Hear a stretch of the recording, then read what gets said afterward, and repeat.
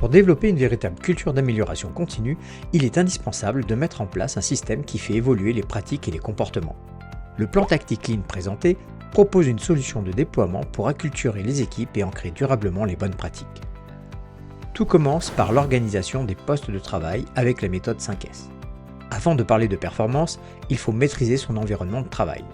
On commence par supprimer l'inutile, se débarrasser de ce qui encombre et fait perdre du temps. Puis on situe chaque outil, chaque document, à l'endroit le plus logique et le plus sûr. On nettoie pour faire apparaître les causes de salissure. Un environnement propre permet de faciliter la détection des anomalies. Ensuite, on standardise. On formalise les bonnes pratiques par des règles simples pour que chacun travaille avec les mêmes repères. Et enfin, on suit et on améliore. Les règles en place rendent le territoire visuellement intelligent, permettant de détecter les écarts et de faire émerger en continu des pistes d'amélioration. Cette 5e phase ancre la démarche. Une fois les postes stables, on peut piloter l'activité. Le management visuel devient alors un véritable outil de pilotage collectif. Il permet de suivre les indicateurs, de remonter les irritants, d'animer la performance et de décider rapidement. Ce pilotage quotidien donne du rythme, rend visibles les écarts et facilite la prise d'initiative. Piloter, c'est un moment où l'équipe comprend, ajuste et avance ensemble. 3e pilier, assurer la qualité. La qualité n'est pas le résultat d'un contrôle final, mais d'un travail maîtrisé à chaque étape. On ne reçoit pas de défauts, on ne crée pas de défauts et on ne transmet pas de défauts. L'objectif n'est pas de pointer les erreurs, mais d'empêcher leur reproduction.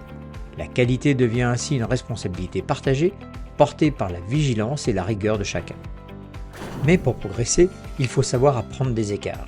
C'est tout l'enjeu de la résolution de problèmes.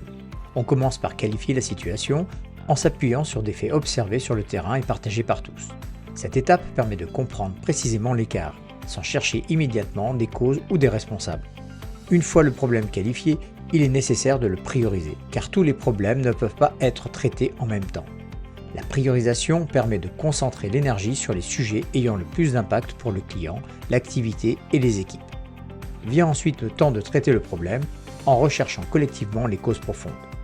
Les actions mises en place doivent être simples, suivies dans le temps et viser une solution durable. Enfin, vient la dernière étape, pérenniser. C'est ici que tout se joue.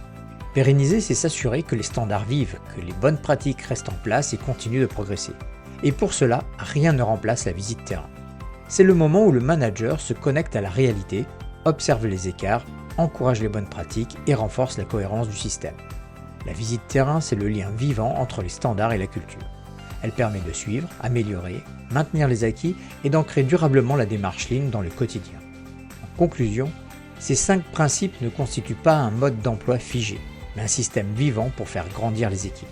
Organiser, piloter, assurer la qualité, résoudre les problèmes, pérenniser, c'est donner à chacun les moyens d'agir, de comprendre et de s'améliorer.